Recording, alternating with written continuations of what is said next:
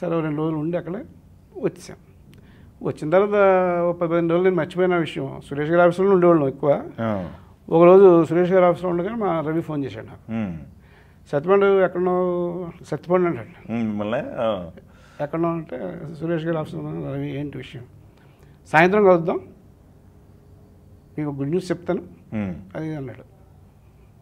సరే అయితే సాయంత్రం కలుద్దాం, ఎక్కడ మీ ఆఫీస్కి రానా అన్న. ఈ పక్కనే ఉండేవాడు. రానా అంటే కాదు సాయంత్రం ఫిల్మ్ఫేర్ ఫంక్షన్ ఉంది, అక్కడికి వెళ్ళాలి నేను, బహుశా నువ్వు కూడా వస్తావేమో, మనం కలుద్దాం అక్కడికి, అక్కడ మాట్లాడుకుందాం అన్నాడు. ఆ ఫిల్మ్ఫేర్ ఫంక్షన్కి వెళ్ళి ఆ ఫంక్షన్ అయిన తర్వాత పార్టీ, ఆ పార్టీలో కూర్చున్నప్పుడు ఏం లేదు మీ వాడు నాకు వచ్చి కథ చెప్పాడు, నీకు తెలుసో లేదో.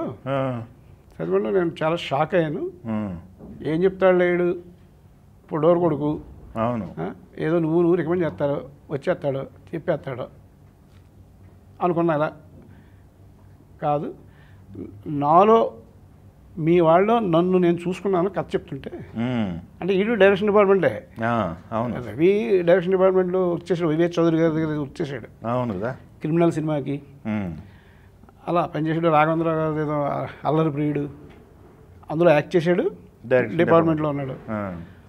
డైరెక్టర్ అవుదాం అనేది కూడా ఉండేది మనసులో. ఒకవేళ ఆర్టిస్ట్గా ఎదగకపోతే డైరెక్టర్ అవుదాం అని అనుకునేవాడు.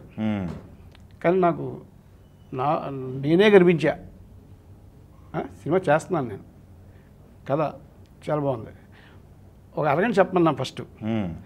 ఆడు 5 నిమిషాలు చెప్పగానే ఆపేసి అరగంట కాదురా, ఎంత టైం తీసుకుంటావో తీసుకుని చెప్పు అన్న. 5 నిమిషాలు విన్న తర్వాత అలా అనిపించింది, వినేసా మొత్తం. గంటన్నరలో పర్ఫెక్ట్గా చెప్పేశాడు. ఒక 1.5 years పడుద్ది. ప్రొడ్యూసర్లు కూడా మీరేం చూసుకోకర్లే, నేనే చెప్తాను. ప్రొడ్యూసర్లు కూడా ఆయన చెప్తున్నారు, నేను చెప్తాను అన్నారు. చాలా థ్యాంక్స్ అని ఆ రోజు ఆ పార్టీని, ఫిల్మ్ఫేర్ పార్టీని మా పార్టీ కింద కన్వర్ట్ చేసుకొని